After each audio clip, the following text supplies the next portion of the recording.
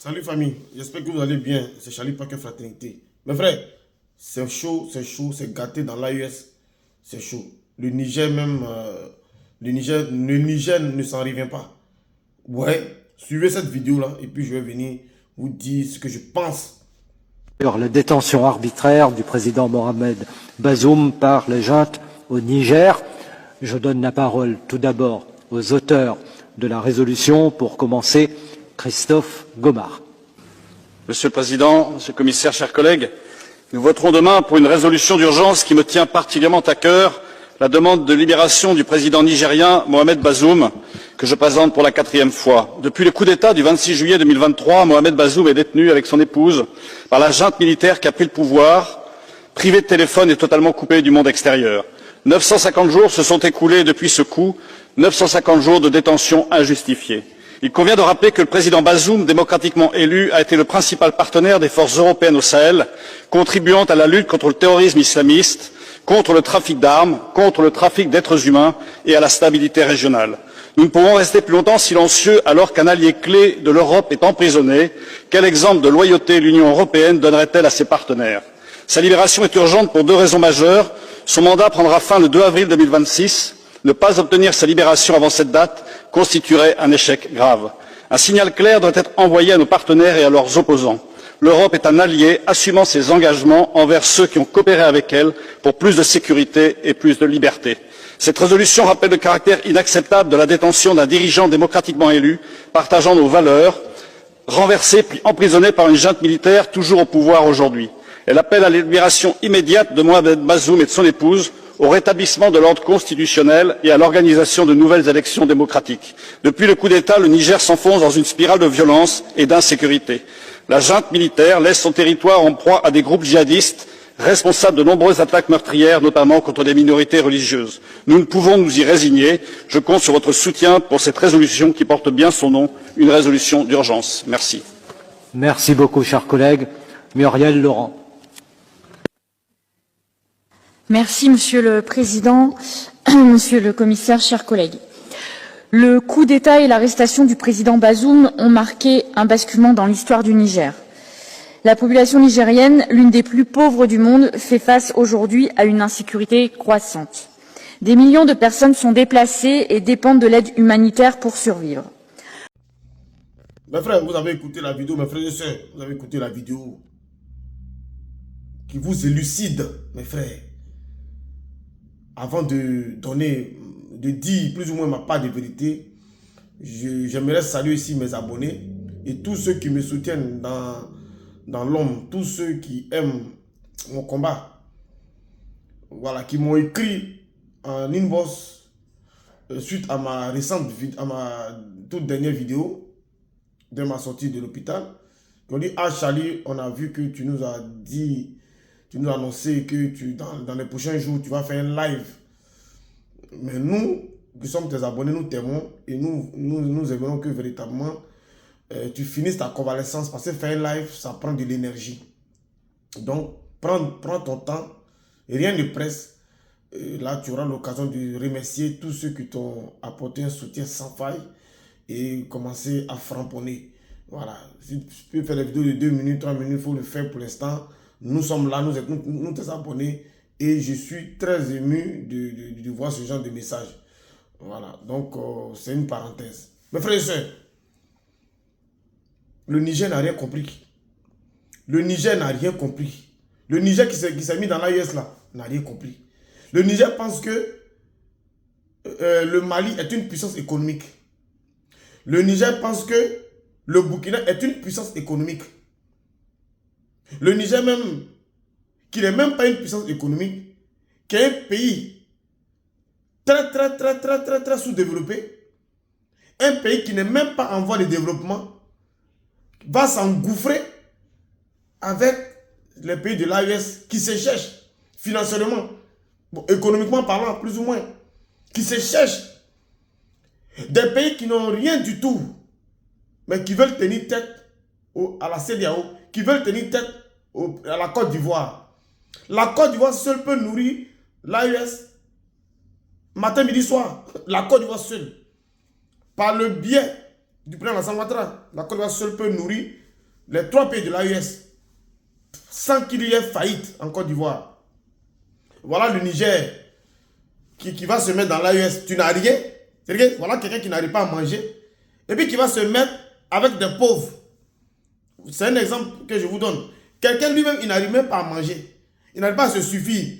Et puis il va s'associer avec des gens aussi qui ont le même problème. Mais comment ils vont s'en sortir?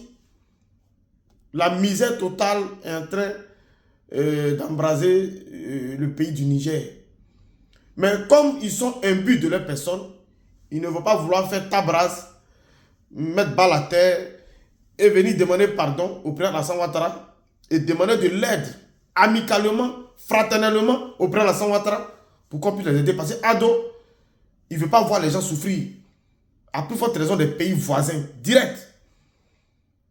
Mais ils sont dans leur schéma. Mais les schémas lugubres qui ne peuvent même pas aboutir. Parce que le schéma lugubre, c'est d'enlever Ado au pouvoir et prendre le port d'Abidjan et mettre un opposant qui peut leur être favorable. Pour profiter de nos richesses. Pour profiter de nos infrastructures. Pour profiter de notre port, de nos ports, parce qu'on a port de San Pedro, on a port d'Abidjan, pour mener à bien leur schéma d'exportation notoire. Ils ne veulent pas faire les choses dans les règles. Des gens qui viennent au pouvoir par les armes, par la force des armes, parce qu'ils sont militaires, ils appellent ça démocratie. Ils appellent ça démocratie. Le président Alassane Ouattara qui vient de façon élective, ils appellent ça la dictature. C'est l'hôpital qui se fout de la charité. Déposez les armes. Allez demander pardon à Alassane Ouattara. Il va vous aider. Peuple du Niger. Peuple du Niger. On dit dans la vie là, c'est conséquences qui conseillent. C'est conséquences qui conseillent. Alassane Ouattara, là où je vous parle, il est allé à la Mecque. Quand il est venu à Paris là, les gens pensent qu'il est venu se balader à Paris récemment. Il est venu pour aller à la Mecque. Parce que chaque année, il participe aux 10 derniers jours de ce qui se passe à la Mecque. Je ne sais pas comment on appelle, les musulmans vont écrire en commentaire. Il vient toujours faire les 10 derniers jours. Il est dans les 10 derniers jours de la fin du pèlerinage à la Mecque. Voilà. Le pèlerin à la Mecque, là, lui vient toujours, il est toujours présent. Donc quand il quitte là, il ne va pas faire du mal à quelqu'un. Quand Ado quitte à la Mecque, il rentre, il ne va pas faire du mal à quelqu'un. C'est vous qui vous effrayez. Vous vous effrayez seul. Vous vous effrayez seul. En parlant de mes frères de l'opposition, ils pensent que Ado est le diable. Pourtant, il n'y a rien. Pourtant, à leur sein, il y a plein de diabletons et de diabletonnes. Il y a plein de diabletons au masculin. Il y a plein de diabletonnes au féminin. Ils ont des sorciers en leur sein et des sorciers en leur sein. Mais eux, ils cherchent des sorciers ailleurs. Ils disent Ado, c'est lui le dangereux. Pourtant, c'est lui le mauvais. Pourtant, il y a des mauvais chez eux. Il y a des pires chez eux.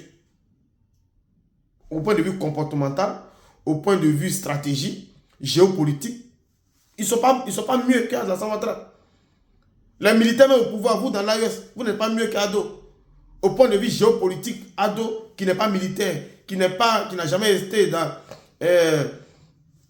militaire de toute sa vie, il est puissant, il est très fort au point de vue géopolitique, géostratégique.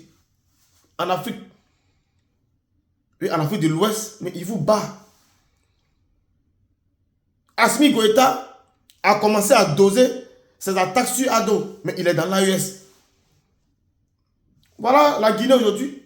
La Guinée a voté Mamadi Doumbia.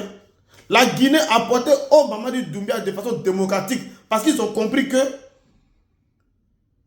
étant militaire au pouvoir, il n'y a pas de... cette passation-là n'est pas démocratique. Il faille le porter au pouvoir de façon démocratique. Et ils ont organisé les élections. Aujourd'hui, Mamadi Doumbia est le président de la Guinée. de façon démocratique dans les urnes. Le peuple de la Guinée a porté leur suffrage à Mamadi Doumbia. On parle de démocratie aujourd'hui en Guinée. Mais vous dites, vous êtes aimés dans vos pays. Assimi Goïta, Ibrahim Traoré, Bazoum. Mais allez-y aux élections. Allez aux élections pour que votre peuple va pouvoir ou vouloir voter pour vous. C'est tellement clair et simple. Et là, on ne parlera plus d'un pouvoir dictatorial. Parce que ça, c'est la dictature que vous menez dans vos pays. Parce que vous ne pouvez rien créer vis-à-vis d'Ado. Vous ne pouvez rien créer vis-à-vis d'Ado. Vous ne pouvez pas le descendre.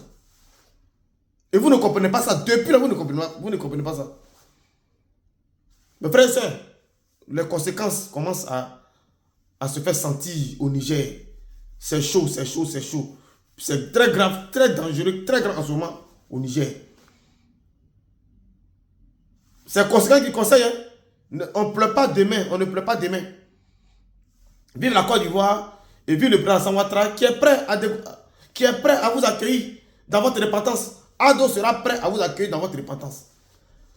Ado ne va pas dans la belligérance. Vous ne voyez pas ce qui se passe dans le monde. Vous ne voyez pas ce qui se passe dans le monde en ce moment. Vous ne voyez pas les guerres qui se passent en ce moment en Iran, Israël, États-Unis. Vous ne voyez pas. Pour vous rabaisser, pour vous ramollir.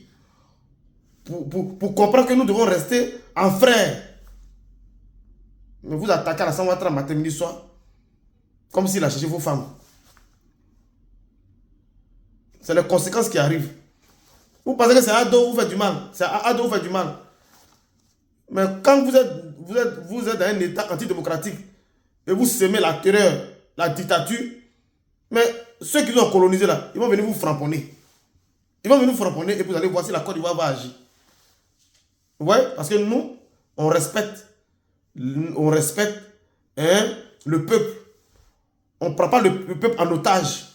Et puis on n'accuse pas les autres. Depuis que vous êtes indépendant là, vous avez eu le temps de développer votre pays. Vous êtes indépendant. Vous êtes indépendant. Mais vous ne voulez pas vous développer parce que vous n'avez pas les capacités de vous développer. Vous n'avez pas les compétences de vous développer. Vous n'avez pas les moyens de vous développer. Vous n'avez pas un esprit créatif. Et la Côte d'Ivoire a un esprit créatif aujourd'hui grâce à Ado. On ne va pas accuser la France si nous on échoue dans le développement. Parce qu'on a été à l'école. Et on utilise notre matière grise pour être créatif, ambitieux et de rentrer dans le développement sans attendre véritablement l'aide intellectuelle de la France. Mais vous ne faites rien, vous ne foutez rien et vous accusez l'Occident. Non, ils ne veulent pas qu'on se développe. Mais la Côte d'Ivoire qui se développe là-haut. Mais pourquoi on arrive à se développer? Pourquoi on arrive à se développer? Pourquoi on arrive à construire, à bâtir? Aujourd'hui, grâce à Ado, là, on a vu que la France, ce n'est pas la France qui nous empêche de nous développer. C'est notre médiocrité qui nous empêchait de nous développer hier. Mais frère, je viendrai en force bientôt. Je ne vais pas perdurer, voilà, parce que j'écoute les conseils de mes abonnés et je suis en train de venir, mes frères et sœurs. Merci, à très bientôt. Ciao, ciao. Partagez la vidéo massivement.